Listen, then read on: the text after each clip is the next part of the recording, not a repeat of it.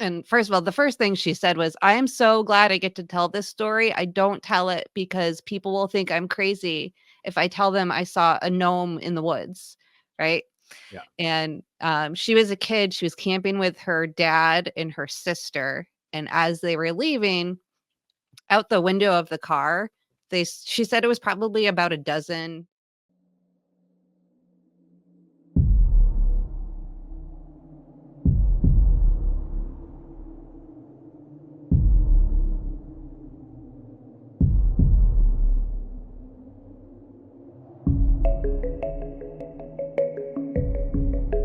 A bodega is a guide and a storyteller, escorting you through the night, lighting the way, warding off thieves, ghosts, demons, and other oddities. Along the journey, his companions would often share with him the most curious of stories that he'd record in his codex. Perhaps you just might find yourself traveling with a bodega and sharing one of yours.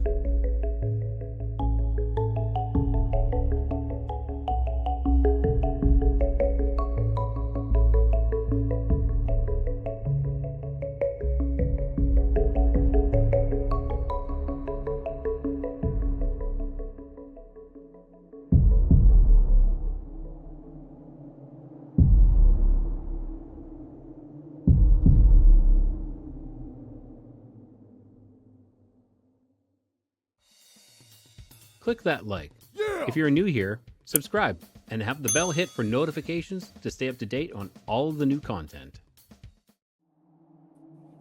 Back in the summer of '87, in the dense woods of Freetown Fall River State Forest in Massachusetts, a man named Tom went for an evening hike.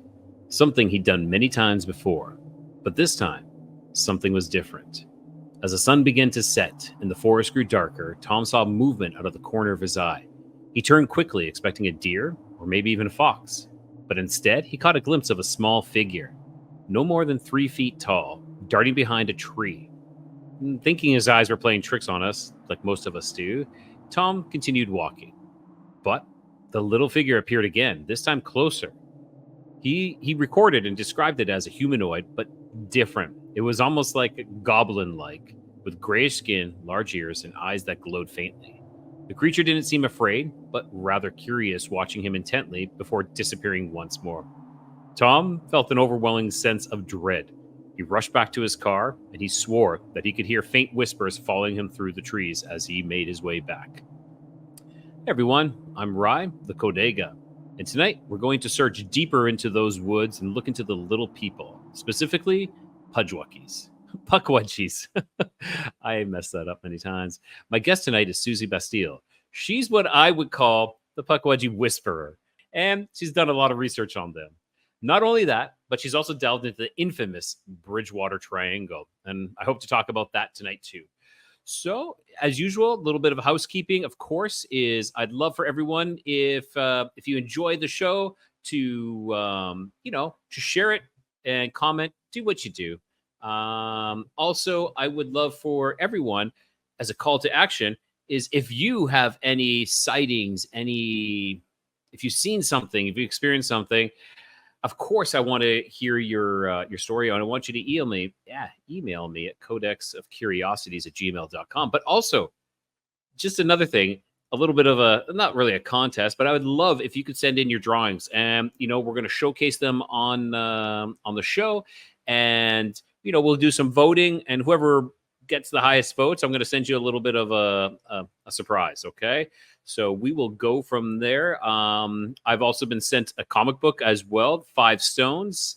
And I'm going to showcase a little bit of those of that right now. So I want you guys to take a look at that. And if you enjoy that, check it out. I'm going to put his name slips my mind. I feel terrible by doing that. But if you guys enjoy it, and all the information will be right here on the screen, go check it out and, maybe purchase his comic. And with that, I'm going to bring Susy Bastille onto the show. And Suzy, how are you doing? I'm great. Thanks for having me. Yeah, I know. We've talked before many times. We've been on shows together as well, but I've never really had you on my show. So here we go. And before we go too far and jumping into this, let's take care of that housekeeping as well. Tell everybody where they can find you and a little bit about yourself as well. Yep. So you can find me on YouTube at the Pukwudgie Whisperer, and the audio version is available on the Paranormal UK Radio Network. It's paukradio.com. And you can also find me as one of the co-hosts on the High Strangeness Factor with the amazing Steve Ward and Andy Mercer. And I am on Mac Maloney's Military X Files, not every week, but a lot of the weeks lately. So you can find me there hanging out with that gang. Awesome. You are busy. So I'm guessing that keeps you pretty busy. It does.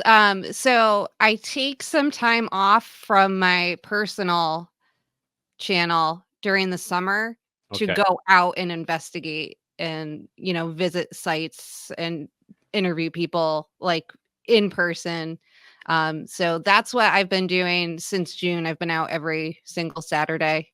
Wow. Um, That yeah. that must keep you busy. And so I'll be honest, I never heard of a pukwudgie until I met you. And how, first of all, what is a pukwudgie, and how did you become the labeled, or how are you the pukwudgie whisperer? Like, what drove you to pursue the pukwudgie?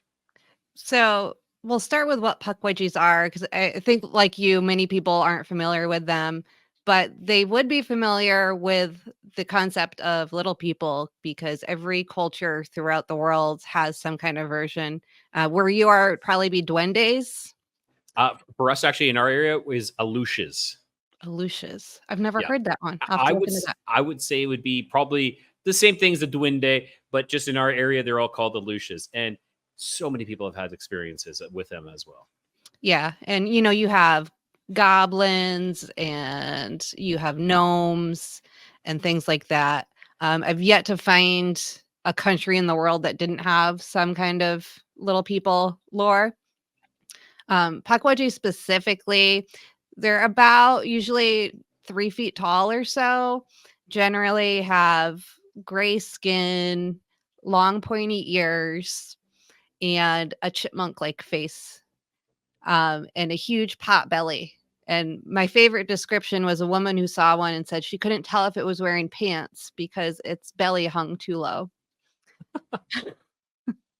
And generally they have, the traditional description is that they have porcupine quills on their heads and their back. Okay. However, I have talked to a lot of people who have had sightings, and I don't know anyone who has seen them with the quills. Generally like a little hairy person. Okay. Where do you think that uh, the quills came into play? Like, is that maybe it was possibly like a dress or a headdress maybe they are wearing, from porcupines, their kill or something like that? It might be, but one of the things that they're known for is shape shifting too. Oh, okay. So it can get a little bit difficult to kind of say, like, is this a pukwudgie? Or, there's one of the more famous sightings where some people say, well, maybe it's not a pukwudgie, maybe it's a little foot, like a little Bigfoot type thing. Okay. Um, I don't make the rules of the supernatural, so I think it's all interesting. But the word Pukwudgie means a little wild man of the woods in Algonquin. Okay, that makes a lot of sense. It was a very unique name, but now when you give it the meaning to it, like I was really wondering where that name came from, but now it makes a lot of sense. So what drove you to be the Pukwudgie Whisperer? I blame my parents. So my dad is from Fall River, Mass, which is on the southern tip of the Bridgewater Triangle. And when I was a kid, also my dad's a city person, and when he married my mom, moved out into the middle of nowhere, 50-acre farm. So he was always very nervous about us like going out into the fields or down to the pond. So he used pukwudgies as like the boogeyman, and Oh, he'd say like, okay. "Don't go down near the swamp, the pukwudgies will get you." And I had always thought he had made it up. Mhm. I throughout my childhood, I went to like the 5-book occult section in our library and didn't find anything there on them. So I said, "Yep, okay, Dad just made it up." And then in 2013, they released a Bridgewater Triangle documentary that talked about Pukwudgies. And I said, "Oh my goodness, he didn't just make those up." So I started looking into them, but there wasn't a lot out there, and what was kind of contradicted itself sometimes. I'm sure you encountered similar things. Many times. Yeah. I think a lot of times it has to do with confusion and people confusing one thing with something else, Yes. or yeah. But please go ahead. Yeah. And one of the things that really grabbed my attention was there's all of these stories saying how scary and evil they are, and they do this and that. And it didn't make sense to me because all of the eyewitness accounts, they're like, yeah, it was just weird and it stared at me. And it looked, or you see some that are like, oh, it like was playing like peekaboo with me from behind a tree, things like that. I'm like, that's not scary. Where is that coming from? Yeah. And years and years, and after speaking with like local tribes, I figured out where it came from. And it doesn't, to me, it doesn't discount the lore because I've heard so many eyewitness stories that sound legitimate. But it was in 1938, this woman named Elizabeth Reynard wrote a book about the folklore of Cape Cod. And she interviewed a Wampanoag man who told her a story about Pukwudgies. But the story he was telling was an allegory. He was really talking about what the Europeans did to the Wampanoag people. And but at the time you couldn't speak freely. Yeah. So he used Pukwudgies as a stand-in. So that's where all of the like scary evil stuff came in there. And when I started, I also just thought it was like a cool like local legend. I was a complete atheist, didn't believe in ghosts, didn't believe in anything. And now I'm sitting here like maybe UFO pilots are the Fae. I don't know. Um, so that's the complete 180 I did there. Yeah. And I've come full circle because, as a child, I spent most of it with my grandmother. We didn't have babysitters. We had grandma that lives next door, and she would take me out into the woods, and every day she would leave usually like a piece of bread or some fruit on the stone walls, and she'd say it's for the forest spirits. Okay. And that's in this area a really traditional thing to leave out specifically for little people when you're going into the woods. So maybe it's genetic, I don't know. That's extremely interesting. And I want to jump back to the curious side of the little people. That is a very common story that happens here with the Aleutians as well, where they're playing peekaboo, behind a tree kind of thing. And the gentleman who works my father-in-law's land, who helps him maintain the land, actually, he has a story where he saw 3 of them, and they little pot bellies as well. He describes them kind of more of like a cherub kind of looking kind of a thing. They very round faces here, very round faces, and stocky. He says he thought they were children at first, and they were naked as well. And looking around the tree, and there was no sense. A lot of the stories I've had, there's not really senses of dread per se, maybe curious or trying to do something to scare you off, like throw rocks at you to try to get you to leave or something like that. But that is about it. So throwing rocks is very stereotypically like a Pukwudgie trait. And I do not know, of course, if this was a Pukwudgie or not, because I didn't see anything. But recently I was in the woods with a person that I had never gone out adventuring with. And it was a place that I go all the time, and they had never been. And we are like an hour into the woods, and he starts getting rocks thrown at him.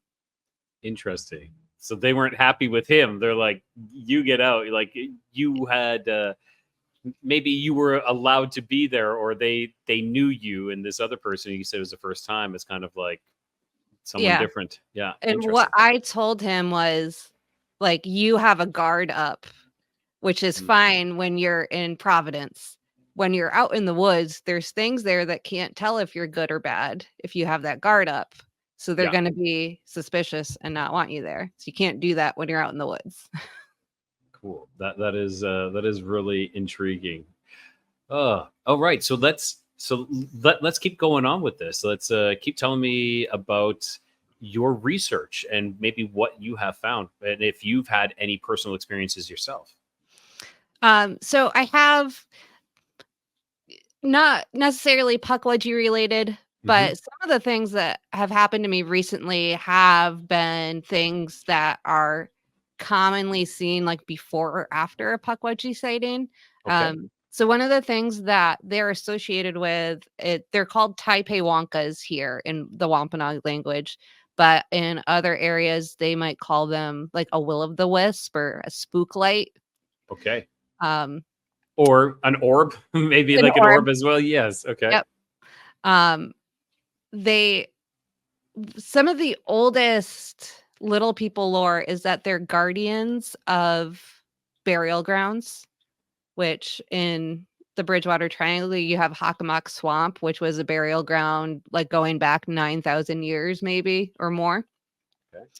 Um, when I had my orb experience, I was out in the woods following GPS coordinates to find an ancient stone structure. It was a ceremonial site. And there was supposed to be burials in that area as well. Hmm. Um, and what I saw, it was about the size of a beach ball. Wow. Not And something small. That's a fair no, size. about like a school bus length away. What? And it Okay. was, That's yep. And it was red. And this was daylight too, yeah. broad daylight. It was red and then shifted to more of like an orangey color. Okay.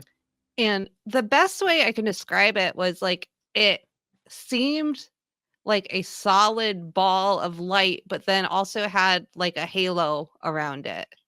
So there Okay. was a part that was more solid, and Hmm. then it kind of gave off a little bit of radiance, maybe.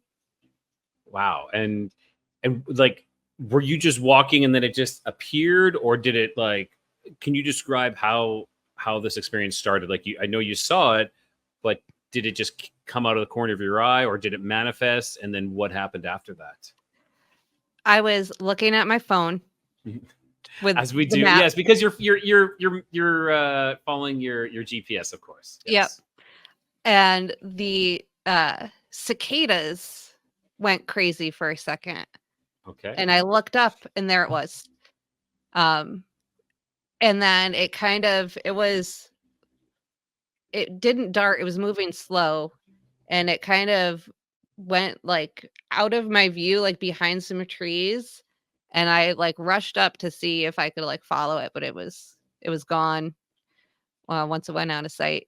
And this was actually the incident that birthed the Suzi cam, because what I realized is, like, my first instinct wasn't I had my phone in my hand. Hmm. My first instinct was not to take a picture. My first instinct was, "What the heck was that?"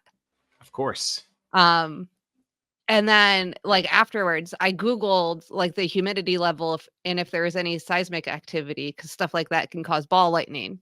So, Okay. Fair I enough. Fair enough. You know, you're doing the proper scientific approach to it. yep, I had to rule that out first.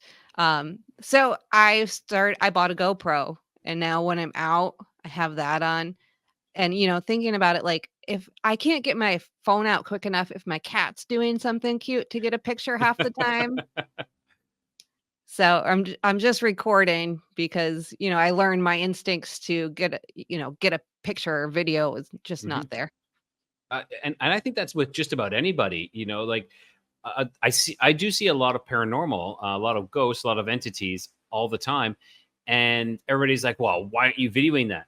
Because it's never on your mind to like, "Oh, hey, look at that thing just peered around the corner. I'm going to grab my phone and try to video that. It's that's the last thing on my mind to do that. And it's not like I see something every day. It's maybe once every 2 weeks or 3 weeks I'll see something. So it's not on your mind to grab your phone and to record.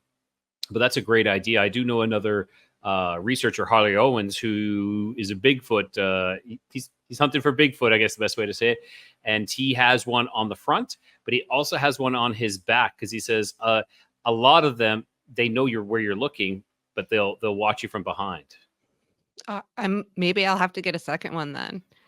Yeah. And it's true. It's like, when you go to a concert and everyone's like has their phone up and are recording, and Yeah. I'm like, watch the show, enjoy it. Yes. If I Yes, see exactly. something, I want I'm experience over evidence. I don't care if other people believe. Like I want to figure stuff out for me, and great if I can share that with other people. But Mhm. I'm not out there to convert anyone, right? Yeah. Yeah, I understand that completely. My dad's ex-business partner had seen in Canada, we have something called the Ogopogo, which is the equivalent of Loch Ness, and it's in Western Canada.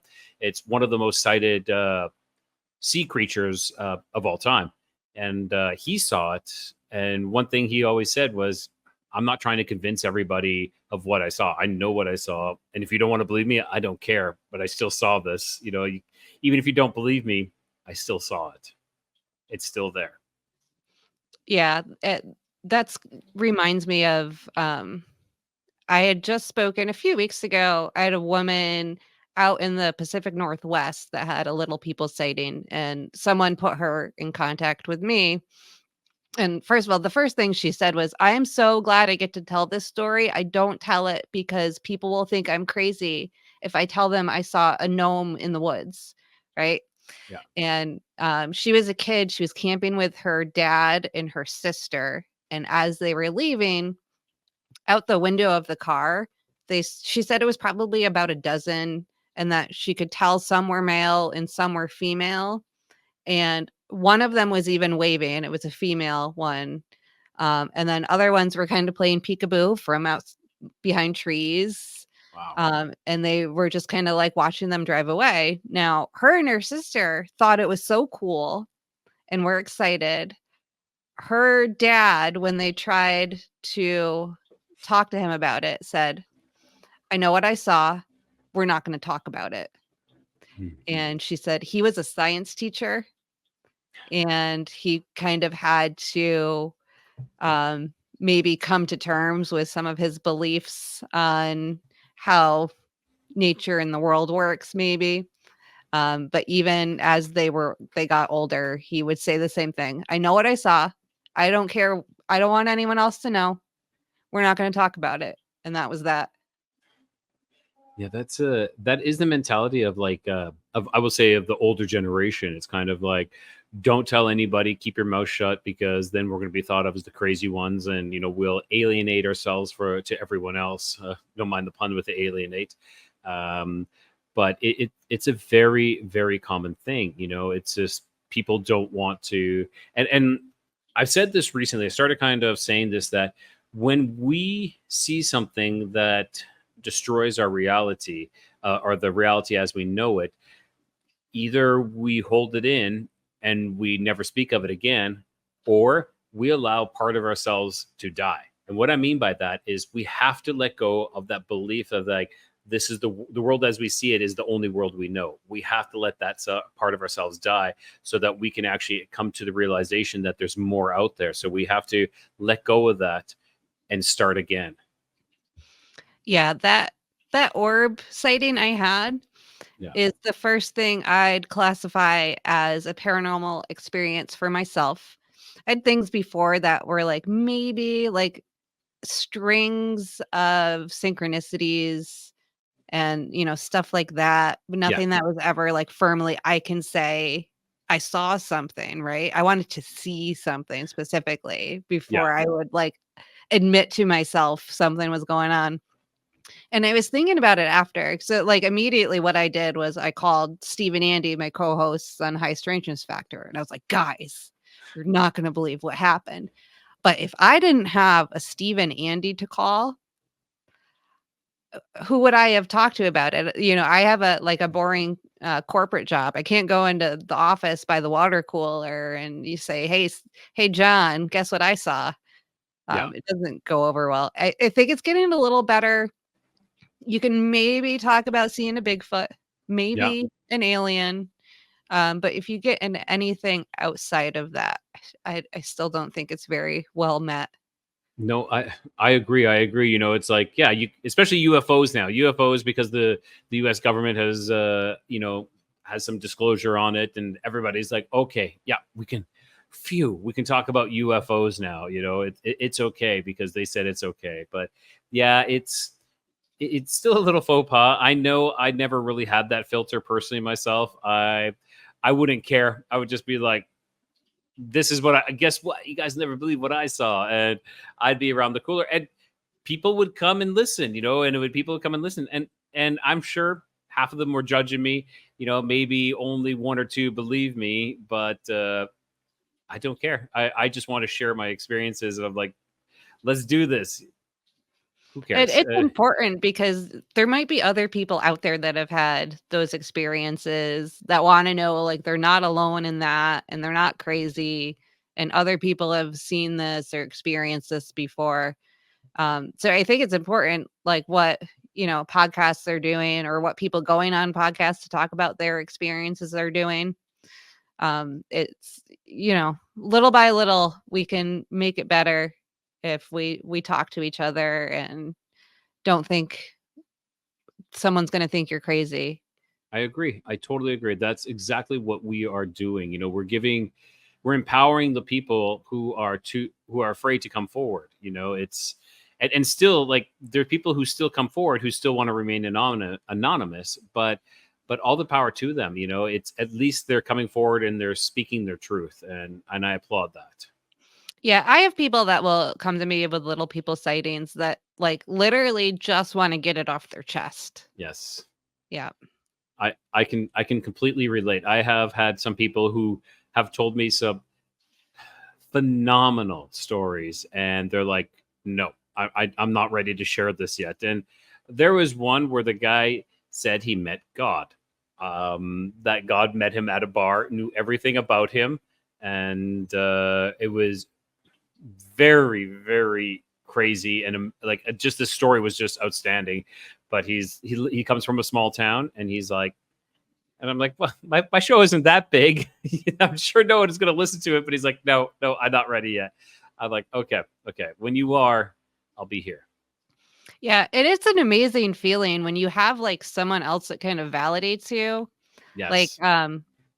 there is this one part of Fall River, Mass that I just don't like, and the feeling I get is that there's, like an elemental that's upset is Really. kind of the vibes I get, and I'm always like, if I have to drive through that part, I just get across as fast as I can, and I just don't like it, but I'm skeptical of myself more than Mhm. other people.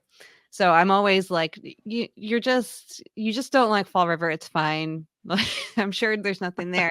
And then maybe like a month or 6 weeks ago, I met someone and he was telling me, "Oh, there's this one part of Fall River that I hate to deliver to and I have to go up there." And I'm like, "Is it on the Freetown side?" He's like, "Yeah, by the dump." I'm like, "That is the place."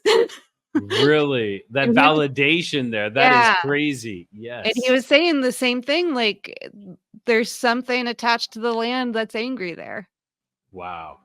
Something is give and you know what? We have to trust our guts. Like that's a common saying to trust your gut. Well, what do you think that is? That's our extra sensory perception. We're feeling the energy, we're feeling the vibrations. You can feel if something is wrong or something isn't. And yeah, but that's crazy. Wow. And okay, so you were out so let's go back to this. So you're out exploring. You saw this red orb. That is amazing. Have you had any other experiences? Or if not, tell us about some of the most amazing stories that have been gifted to you by people who've had these experiences. I can give you one of each. Okay. So I had a pretty cool experience this spring. I'm not sure how interesting it will be to other people, but it was like significant to me. Okay. So most of the research I do is in New England, and it's either in swamps or at stone sites, like indigenous stone sites. I had posted something on Facebook about a place I had just gone. A friend on Facebook, who at the time they were literally just a Facebook friend. They posted something. Oh, you should go to this place, and it was the Great Swamp Massacre Monument, which is in Narragansett, Rhode Island, and it's the place where the Puritans massacred the Narragansett tribe, to spare the details. And so the weird part to begin with is that they said I should go, and I actually went. Um, because normally I'm a little bit skeptical, and I like research the crap out of things. I went, I think that weekend I went. Oh, wow. It was weird that I just, picked up and went there. It's like a 2-hour drive, so it's not horrible, but it's not around the corner. So I get there, and it's you have to drive down a dirt road, and then the road ends, and you have to walk about half a mile through the swamp to get there. And so I parked my car, get out, and I got absolutely swarmed by deer flies. Oh, wow. Okay. I was bitten like all over my face, all over my arms, everywhere. And then I finally get to the monument, and it's an obelisk. And there are 4 cornerstones. One is Plymouth Colony, one's Connecticut Colony, Massachusetts Colony, and Rhode Island Colony. There was one spot where the deer flies would not bother me, and it was by the Rhode Island stone. So I'm there for a while. Like I'm taking videos. I had my digital camera with me, and then I'm taking videos on my cell phone, and I have pictures. My digital camera battery drained almost right away. Put a new battery in. That second battery was fine. So I said, okay, maybe like that battery's just going bad. I don't know.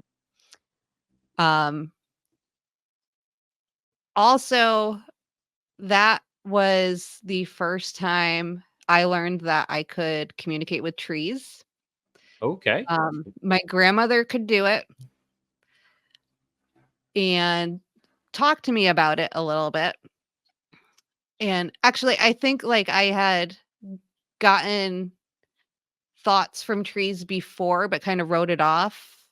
But this one, it like hit me like a train, right? So like what happens, and it was the same thing my grandmother described happening to her, is you can see what happened at a place or how a place used to look. Okay. And what I saw was that where that monument was not where the massacre happened. And I saw some other things that I don't like to remember or talk about. Fair But enough. the location was something I could verify and validate later. I went online, and there wasn't great information. I ended up having to go speak to the Narragansett tribe, who did validate that the location I had seen was actually where it happened. Okay. So when I got home that day, I was exhausted, like completely wiped out. So I had kind of like scrolled through my videos. I said, I'll make a video about this tomorrow. I'm not going to do it right now, because normally that's what I do. I go out and then I come home. As soon as I come home, while it's fresh in my mind, I make a video. Okay. I was just too wiped out. So I watched the videos I had taken, and I said, nope, nap time. Going to do it tomorrow. Of course. The next day I woke up, I got my digital camera out. All of the videos are just black. What? So I said, okay, well, I had the battery drain yesterday. Maybe that camera's just dying. So I said, I guess I'm just stuck with my cell phone videos. Yeah. Um, Same thing on my cell phone. The pictures were there. The videos were black. What? That is So crazy. Mhm. yeah, I messaged the person that suggested I go there. Yeah. And I told him what happened. And he said, it was the Rhode Island stone that the deer flies weren't bothering you at. I said, yep. He said, that's where my dad's ashes are. Really? No way. Yep. And I said, like, why did you tell me I should go there? And he says, I don't know. My higher power told me I should tell you that. And researching the actual massacre that happened, Yeah. it was my family, my ancestors that did it, were responsible for it. Whoa. So the That's deep. descendant of the people that were massacred there told me to go, obviously not knowing I was a descendant of the people who caused it. Wow. Okay. That's look at that synchronicity there. That it's really intriguing. I didn't know actually that he was a descendant of the tribe that was massacred there. So Yep. Wow. And something else and you talk to trees. Yeah. Yeah, I learned that there too. I'm still kind of figuring it out. Mhm. Like, I can't do it all the time, but sometimes it also happens randomly with not much meaning behind it. Like, I Okay. was hiking up to see a waterfall, Yeah. and there was a tree on the trail that had, like a trailblaze spray painted on it, Yeah. and I'm walking by, and the tree says, "I show people which way to go." Like, it was all proud of itself. I'm like, "Yeah, buddy, you're doing a great job." Like, and that was, like, the most random thing that's ever happened. Um, and, there's been other times where I've tried to do it and it doesn't work, so I don't really have it all figured out yet. Fair enough. Yeah. I've been learning more and more about like the communication between trees, trees communicating within themselves and how they will, shift or move and accordingly to allow someone else to grow, or if they're actually related as well, sharing nutrients. And like there's more to a tree than, oh, it's just a plant, it's just a tree. There's so much more.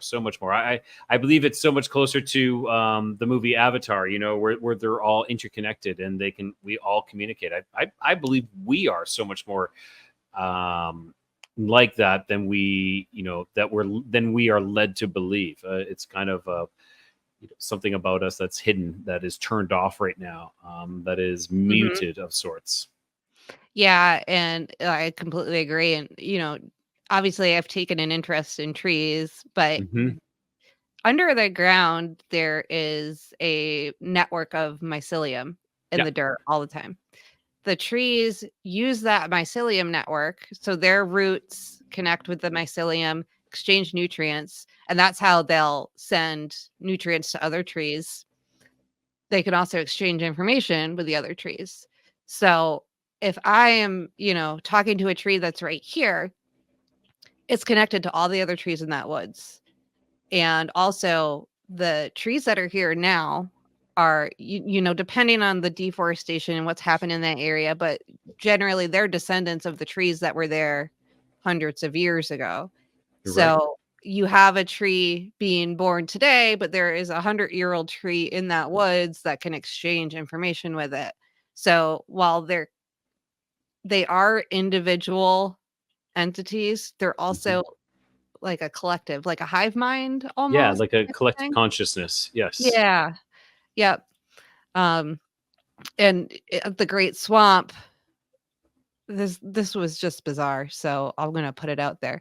Um, there was a younger tree that was showing me something that had happened, and Okay. the older trees were like, "She does not need to see that, stop it." Really? Yeah. because it hadn't learned maybe etiquette yet or something. It was a little immature little tree that just doesn't know that it doesn't know when to stop. Almost not in a bad Yep. way, but yeah. Like it could access the memories of the older Mhm. trees, Yeah, but didn't have the wisdom yet not to share those memories with that's me. exactly, yeah, that you put it perfectly. Yep. Interesting.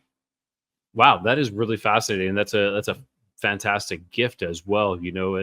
I believe our trees communicate with us all the time. The rustling of the leaves, the swaying of the branches, the creaking.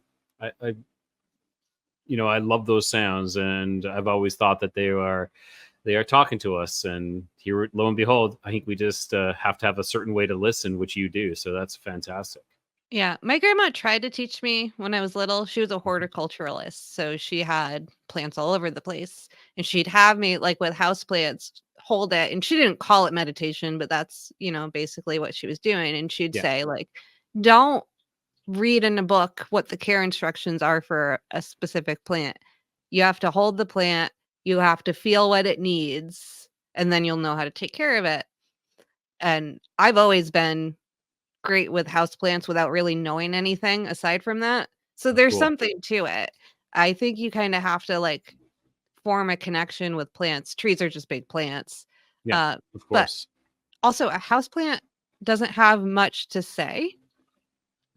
So I can't sit here and, like, ask my houseplants to, share the mysteries of the world with It, me because they don't do know.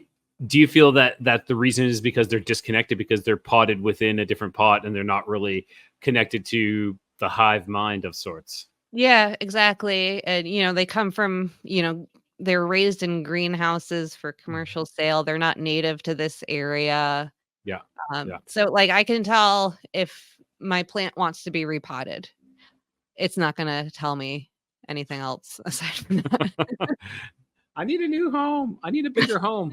Yes, fair enough. Oh, super fascinating. That adventure you went on was really interesting. Very interesting. Now, what about the most interesting story you've heard from one of your someone who gave you a story? So, Bill Russo, and there is an interview with him on my channel. It's actually why I made a channel. Oh, I was like, "I'm gonna reach out to Bill Russo, see if he'll talk to me," and then he said yes, and I was like, "Oh, I gotta record this, do something with it now." So it's very low quality is what I'm trying to say, so don't judge me. Um, we but all start somewhere, right? We all start somewhere. Yep, he was working a late shift at the time, so he was getting out around midnight, and he lived in like, in the middle of the Bridgewater Triangle, and Okay. his backyard was basically the Hockomock Swamp, which is one of the hot spots. So he had gotten out of work, it's late at night, he has to take his dog, Samantha, for a walk because he just got home from work. That night, for whatever reason, they decided to take a different route than normal. And this is a small town, so there's not many streetlights. It's not like a busy area. It's a little bit of a sleepy town. So he gets down this road that is pretty quiet. It's almost in the swamp, and he his dog starts growling. Okay. He can't see what it's growling at. And but as they get closer, he starts to hear like this high pitched squeal, and Okay. the dog's like full blown freaking out. And on this road, there is one street light, and they're getting closer to that street light, and this little being steps into that street light. Now, he said he actually thought it was a kid in a Halloween costume at first. I'm sure you Um, would. Yeah. but he's like, "What is a kid doing out at midnight?" He gets closer, and this thing is making this like screechy noise, and when he gets even more closer, it says, "E want you here," and it's like motioning for him to come closer. And he, at that point, realized it's not a kid. He's a little bit closer. He can see it better. He said it was about 3 feet tall. That's when I was talking about earlier that some people think might be a Littlefoot sighting and not an Okay. actual Pukwudgie. If it is a Pukwudgie, it's the only time I've heard them talk to someone. So I don't have strong feelings either way if it is a Pukwudgie or something else. But it's Okay. cool, whatever it is. Yes. So the dog's still freaking out. And he's thinking, like, do I go? Or ultimately, he said, I'm not getting closer. But he said, like, as he's like standing there debating, it's saying it like more urgently. Iwanshu, Iwanshu, Kier, Kier. And he spent nights afterwards trying to figure out what that meant. Yes. And what he thinks it was trying to say is, we want you, come here, come here. It was trying to speak English. Oh, okay. Okay. So It was that, like mimicking. It was mimicking. Yes. yeah, that's his personal theory on what it was saying. Um, we've, me and other people have, tried to see if it was an indigenous language in the That's what I area. was thinking. Yeah, it's not. Um, the closest to any of those words would be Lakota, and that's nowhere near here. Okay. Okay. So we go with Bill's theory because it's his experience. I was saying, we want you, come here, come here. Yeah. But yeah, ultimately Bill decided, I'm not coming over there. My Good dog is choice. freaking Good out. choice. And he had to kind of pull the dog away. The dog was kind of frozen, and they went home and they were fine, and that's it. Um, so it's a cool experience, but what I like about Bill is he is not a paranormal guy at all. Okay. He didn't know what a Pukwudgie was. Um, so when you have something like that, like, and to be honest, I know enough about Pukwudgies to like fake a good sighting if I wanted to, right? Yeah. When you Yeah. have someone never heard of Pukwudgies, he's not watching Unsolved Mysteries. He's got no interest at all, none, in the paranormal. And he's like the like Boston area manly man type Yeah. of guy. And it's I asked him, have you had any other experiences? Do anyone have experiences in the area? Nope. It was just weird, that one thing. That's it. Wow. That is crazy, and for him to hear, like, it's trying to talk to him and everything too. It's just so cool. And then yeah, of course it's like the non-believers, they get all the good experiences, and you're out there searching, you're like, I want to see my Pukwudgie, and no, they're not, not yet.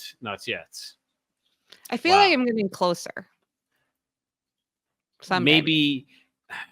Maybe they are going to, like, show themselves to you. You've been out there enough. Maybe they're going to get comfortable with you, and who knows? Do you bring out any offerings or any gifts for them when you go out? Like, do you do Oh, what your grandma does? yep. So in this area, it's generally berries that people leave.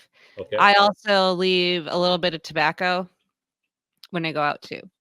Okay. Um, and I started out like going to all of these different areas, different sites, Mm-hmm. and I'm rethinking that because that one site that I've been to multiple times, just because it's closer by and I really like it there, Yeah. that's where like my friend got the rocks thrown at him. Okay. The trees talked to me there once. So like I think the woods are kind of getting to know me a little bit better. Yeah. Yeah. So I'm gonna switch up my strategy and start doing repeat sites instead of just trying to see every site to see if I get lucky and hit the bullseye and something happens there. I think that's a good strategy. It's just so that wherever you're going, you get they get used to you, or it gets used to you, whatever we want to refer to it as. So that I think that's a great idea. Now you mentioned the Bridgewater Triangle. You says a lot of things happen in there. Tell me a little bit about the Bridgewater Triangle, and let's go into that. Okay, so it's southeast Massachusetts. So it's kind of where the Cape meets the rest of the state, is where Okay. we are geographically. And it encompasses about 3 towns. And at the northern tip of it is the Hockomock Swamp, which I keep mentioning. Mm-hmm. And that was a sacred place for the Wampanoag tribe there. It has more history than I could even touch on right now. But that's a pretty intense place. And at the southern tip of the triangle is Freetown. And technically Fall River isn't in the triangle, but it's not a triangle. To me, that term was coined by Lauren Coleman in the 70s because, we have the Bermuda Triangle, the Alaska Triangle, the Bennington Triangle. It's just like the hot word to use. So I like to call it the Hockomock Blob. I know you're Because saying you had a different term for it. So, okay, that's a Yep. fantastic term. Yeah, both to pay some honor to the Hockomock Swamp, but also because it is a blob. Pukwudgies don't do boundaries. But what you have happening there is you have UFO sightings left and right constantly. Ghosts are all over the place. Okay. And, some of them are random, but then you have some that are like known characters in certain locations and things like that. You have the orbs, the Taipei Wonkas, they're called there. And there's also a cool thing with glowing trees. Ooh. Okay. Yep, which I have talked to 2 people who have seen those. So you'll see like glowing blue on the side of a tree from a lot ways away. Okay. And no one has ever given a scientific explanation for it. But one was in conjunction with a Pukwudgie sighting, actually. So I lean more towards the glowing trees are paranormal, but I'm not going to rule out like weird Mhm. science, biology stuff happening. Like Uh, phosphorescent plankton or something along that line, phosphorescent moss or something. But yeah, it's I can't. unknown what this really is. Yeah. Yeah, I can't find anything on it. If we have any glowing moss experts, let me know. Another thing is phantom fires. Okay. So, and this is it's common in one area, which is Lake Nipponicket, which hopefully I said right. They call it the Nip. Okay. And there's an island in the lake, and people have seen fires on the island, rode out there. Not only is there no fire, but there's no signs of fire has been there. And Oh then they wow. come back and they can see it again. Really? That's intriguing. Do you think it's possibly something to do with like an orb or something like it could be maybe an orb that is I don't know. So I think all this stuff with like the orbs, the phantom fires, the glowing Mhm. trees, it all seems to be related to energy manifesting Mhm. from wherever it's coming from. I don't know. A portal. But yeah, you see a lot of the times you hear the orb stories, they're like starting at one end of the spectrum, like Roy G. Mhm. Biv, and they Yeah. like cycle through all the colors. So to me, it feels like it's like cycling through a frequency to be visible or to manifest as something. And the other part of that is before you have red on the spectrum, you have infrared, which we Yep. can't see, but some dogs can. And another common factor I've heard in Pukwudgie sightings is the dog alerted the human that something was there. Like the dog saw it first. Okay. And I don't know if that's, people walking around looking at their phone, or Yeah. Right. if it's, something else. Yeah. But the dogs seem to pick up on them first for sure. So from everything I've heard and seen, it feels like it's almost like maybe not a portal, but like a thin spot Okay. Yeah. where things can kind of come through and manifest a little bit Hmm. easier. Um, and there are also some strange cryptids or almost like phantom animals. Um, What are those? so there's the stereotypical Bigfoot, Oh, of course. and then there's also Littlefoot sightings. And Okay. then there are ones that are look more like an orangutan than Okay. normal Bigfoot. And then my favorite is the huge snake sightings. Oh. So Okay. Let's hear there this. there were when they were kind of clearing out Hockabock Swamp to become a wildlife preserve, they had to like make trails through it and like clean out all of the abandoned cars and junk there. This was in the 30s. Um, the men that were hired to do it came running out one day. And what they said they saw was 25-foot snakes that were as big around as a stovepipe. So, like that. Okay. Yeah. And this is in New England. We don't have many snakes at all, and the ones we have are itty bitty. Okay. Um, and they said there were multiple ones. Um, and Wow. a lot of them refused to go back in there ever. And that same sighting, that was the first one I've been able to find of the phantom snakes. But I have heard of other ones more contemporary. Well, like the 90s, I've heard some for, but some people have said they were big around as a tree trunk. Okay. But you have trees that are very different sizes. So Yes, exactly. I was thinking that. I'm like, okay, so now which size of tree trunk are we talking about? But that's crazy that they said multiple snakes and kind of like at the same time almost. If they're saying there's multiple snakes, or that's why that.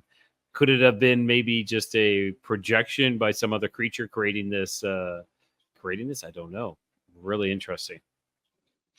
yeah, in the 70s, there were also a lot of other out of place animal sightings, like an African lion.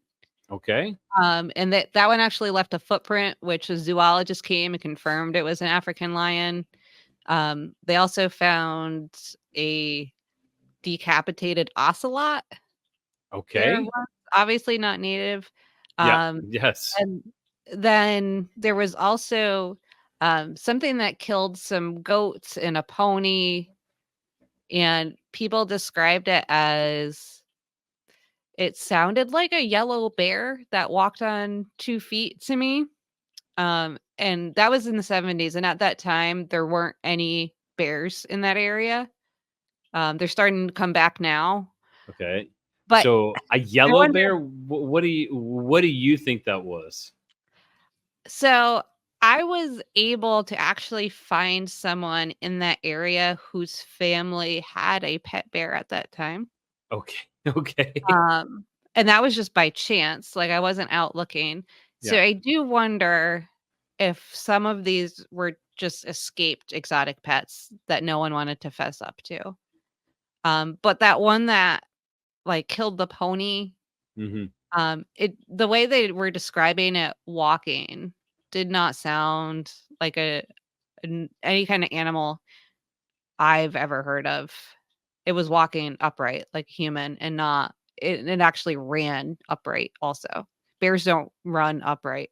No, no, no, they don't. That it kind of goes into the tick the box of like there's Dogman, there's Sasquatch, Bigfoot, and then there's also Bear Man as well. Like a bear type of cryptids. I've heard of them before. Not common at all, but it's something that I have heard of before.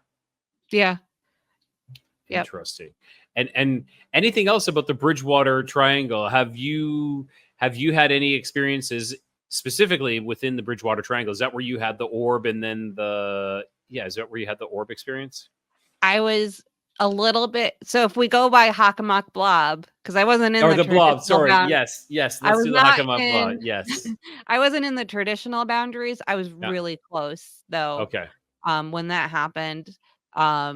So yeah, like I said, the paranormal doesn't do boundaries, No. so it's a blob. No, I know. It doesn't do borders that we do. So it kind of makes up its own rules. Really cool. And so Susie, where are you going next? What's next on the list for you? So the next place I think I'm going is a place called Purgatory Chasm. Fantastic. I love the sound of that already. And the reason I want to go there is because there's caves. Ooh.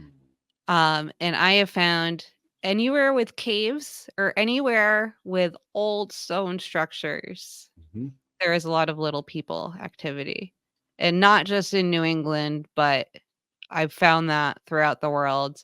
And they're also common in the mounds in the Midwest. We don't have mounds here, we have stone structures. Okay. And old cemeteries in England also have little people sightings, some pretty famous ones as well. Um, but I've noticed in this area specifically, caves and places with old stone structures or indigenous stone walls. Why that is, I don't know. But Okay. Okay. That's I never even thought about that. Like I should know that caves, attract a lot of things, and specifically. So I'm in Mexico, and we're on the Yucatan Peninsula, and it is covered in caves. Like we have freshwater cenotes throughout the whole thing, and literally underneath my house there's caves. We are built on top of caves. So there was it was like the Cuervo de la Toro, which is Cave of the Bull, and because there was a supposedly like a witch, a brujo that lived in this area, and he could transform himself into a bull. And there's a lot of stories. I have to look further into that, but yes, so maybe maybe that has to play with some of the sightings that I've seen in my house too. So really interesting. yeah, if you ever have stuff go missing, it could be the little people. They like to mess with people. So just I'll blame it blame on them the all the little time. people. It's I'll fun to do that. blame them all the time for things going missing, even though it's just my bad memory. Yes, Yep. it's like where did I put my hammer? I don't know. And it's like it's the Alushes. Yes. So again, yeah, the Alushes here. Tons of stories. You can't throw a stone without hitting someone who has an Alush store. It's just so many. Yeah, they seem to be a little friendlier in some areas than others, but they're all over. Yeah. Um, and anyone who wants to go look up videos, I would caution you. There are some crazy duende videos on YouTube. Um, And when you mean crazy, do you mean like faked ones not, or real legits? I would say fake ones. Okay. Okay. I know, like I've talked to a lot of people that have like written off little people because of those videos, Mm-hmm.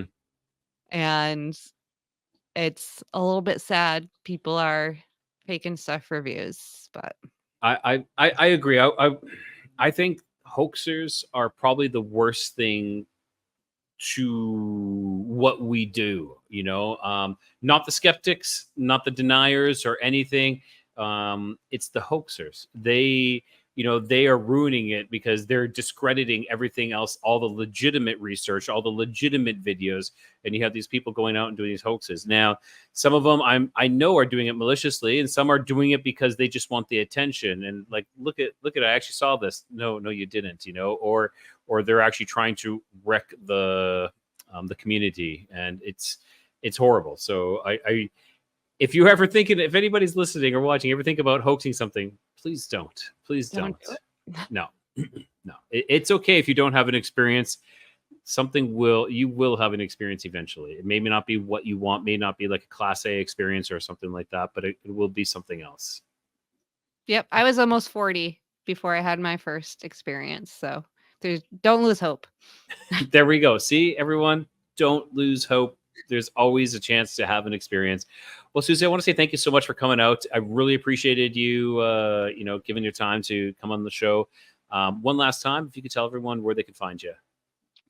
YouTube at the Pukwudgie Whisperer and the Paranormal UK Radio Network. I'm on there a lot, both the Pukwudgie Whisperer, High Strangeness Factor, and Mac Maloney's Military X-Files. And you can find that anywhere you get podcasts, on Spreaker, Spotify, Apple Music. Just type in Paranormal UK Radio Network.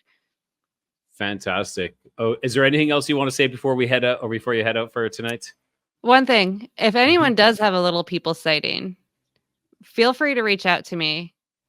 And I do have a blog if you want to do it anonymously, just to get it off your chest. It's pukwudgies.blogspot.com. There is a contact form there. You can put a garbage email in if you don't want me to know who you are. But if you do want me to know who you are, I am more than happy to talk to you, and I will not think that you're crazy. Fantastic. Thank you so much, Susie. And again, all those links for everyone who is listening and watching, the links will always be in the show notes. Please go check out Susie's website, her YouTube channel as well. Just go check out everything. That'll be fantastic. Thank you so much, Susie. Thanks for having me. All right. So I want to say thank you to everyone for coming out tonight. And I need to fix my screen. What is going on? I don't know. It is what it is. I'll just deal with it as we go.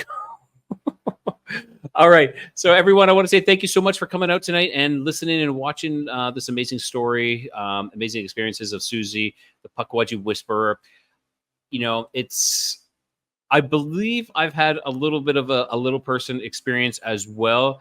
Maybe for another time, I will tell that story. Because it's not, like I said, I always have to write everything down. I write everything down so that I don't forget, because I do forget, just myself off the top of my head. I could tell you the story, but I'm going to be leaving out parts, and I don't ever want to leave out parts because I want to fill you in on everything that goes on. So if you've had any experiences, any little people experiences, please contact Susie. But if you had any other experiences and you want to contact me, by all means, send me an email, codexofcuriosities@gmail.com. And if you had any drawings or any art that you want to share, like Adam Ferris did with his 5 Stones comic book, which is about David versus Goliath, by all means, please share that, and I will definitely give you a shout out for that as well. And with that, everyone, I want to say, keep your curiosity wandering, the light lit, and always find your way home.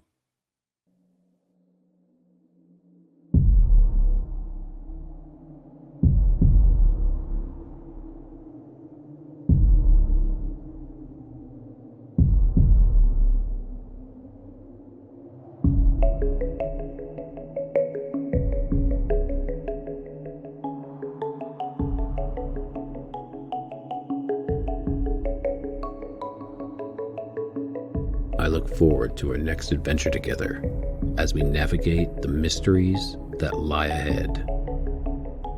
Until our paths cross again, keep your curiosity wandering, keep the light lit, and always find your way home.